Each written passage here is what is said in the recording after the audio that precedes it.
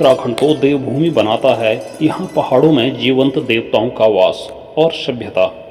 यहाँ के लोग देवताओं की आराधना करते हैं और देवतागण धरती पर अवतरित होकर अपनी प्रजा को आशीर्वाद भी देते हैं, जो यहाँ होने वाले धार्मिक मेले और आयोजनों में देखा जा सकता है।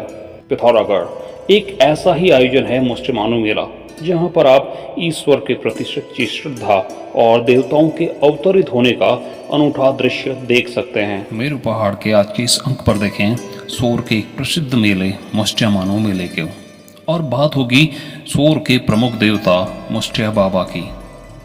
इस मंदिर से जुड़ी कुछ ऐसी बातें तथा मान्यताएं जो आपको भी हैरान कर देंगी, लेकिन उससे पहले अपने इन्हीं संस्कृति और परंपराओं से जुड़े रहने के लिए जरूर सब्सक्राइब करें मेरू पहाड़। पिथौरागढ़ के सोर घाटी स्थित मोस्टेमानू मंदिर इस शहर के सबसे दिव्य स्थलों में से एक माना जाता है। मोस्टिया बाबा का यह मंदिर सोर घाटी कहे जाने वाले पिथौरागढ़ नगर के पास पश्चिम उत्तर दिशा में एक ऊंची चोटी पर स्थित है। मोस्टेमानू का अर्थ होता है मोस्टिया देवता का मंडप, और इस मंदिर के परिसर में पहुंचते ही मन को असीम शांति मिलती है। चारों ओर से पर्वत शिखरों, चौड़ी चौड़ी घाटियों से घिरे मंदिर से पूरे सोर के दर्शन होते हैं। बता दें कि इस मंदिर की स्थापना के पीछे अनेक रोचक कथाएं जुड़ी हैं। मान्यता यह है कि मोस्टिया देवता को वर्षा का देवता बोला जाता है। इन्हें इंद्र का पुत्र माना जाता है। माना जाता है कि कालिका मोस्टिया देवता की माता है। मान्यता तो यह भी है कि कालिका जी भूलोक में मोस्टिया देवता के साथ निवास करती हैं। इंद्र ने पृथ्वीलोक में उन्हें भोग प्राप्त करने हेतु अपना उत्तराधिकारी बनाया है। दंत कथाओं में कहा जाता है कि इस देवताओं के साथ 64 योगिनी, 52 वीर, 8 सहस्त्र मसान रहते हैं। कहते हैं कि आंधी तूफान इनके वश में होते हैं और वो जब चाहे इन्हें ला सकते हैं। भगवान शिव की तरह अगर मोस्टिया देवता नाराज हो जाएं तो सबका सर्वनाश भी कर देते हैं। मंदिरों पर लगने वाले मेले पहाड़ की सांस्कृतिक विरासत की पहचान रहे हैं। विकास के दौर में भी पहाड़ियों के लिए इन पर्वों का महत्व कम नहीं हुआ है। जनपद पिथौरागढ़ के इस मेले पर उमड़ा जन सैलाब पहाड़ के मेलों के महत्व को बयां करता है। सदियों से पिथौरागढ़ जिले में मनाया जा रहा मोस्टिया देवता का यह धार्मिक आस्था का पर्याय है। मोस्टिया देवता को जहां लोग बारिश के देवता यानी वरुणदेव के रूप में पूजते हैं। मान्यता यह है कि प्राचीन काल में बारिश न होने की वजह से इस इलाके में एक भयंकर अकाल पड़ा था। तभी लोगों ने इस मंदिर में मोस्टिया देवता का यज्ञ कर उन्हें प्रसन्न किया और उसके साथ ही झमाझम बारिश होने लगी।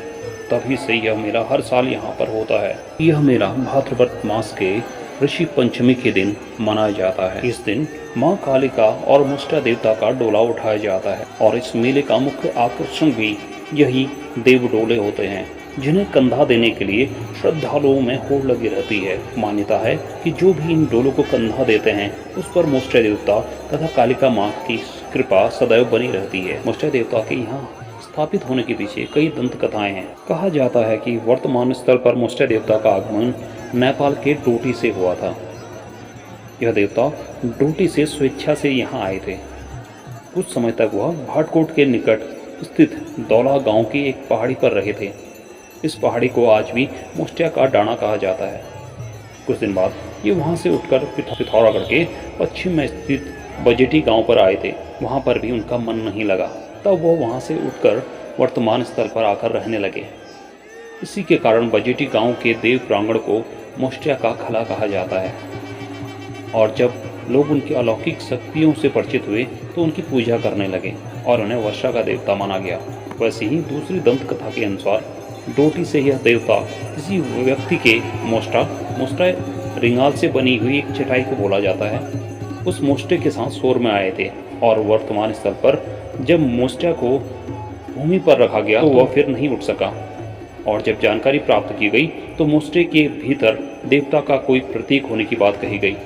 लोगों ने वहीं पर देवता को स्थापित कर पूजा अर्चन प्रारंभ किया और तभी से मोस्टिया के साथ सोर में आने के कारण इन्हें मोस्टिया कहलाया गया।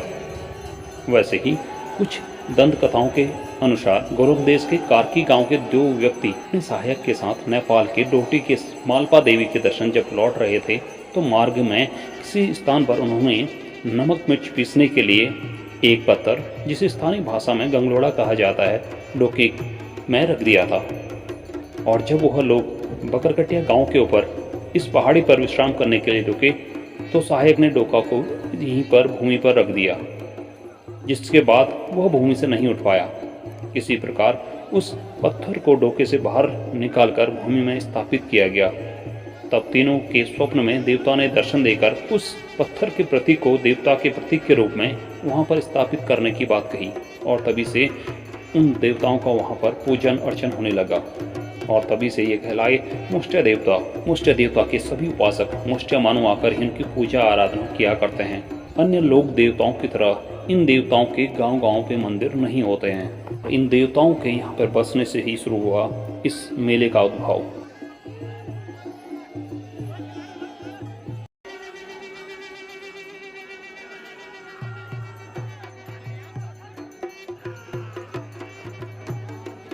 यह मेला पहाड़ के कृषि जीवन को दर्शाता ही है, पहाड़ के सांस्कृतिक इतिहास को भी बयां करता है। आज के आधुनिक युग में जहां लोग अपनी जड़ों से दूर होते चले जा रहे हैं, ऐसे मेले पर्व आज भी लोगों को एकता के सूत्र में बांधने का जिम्मा उठाए हुए हैं।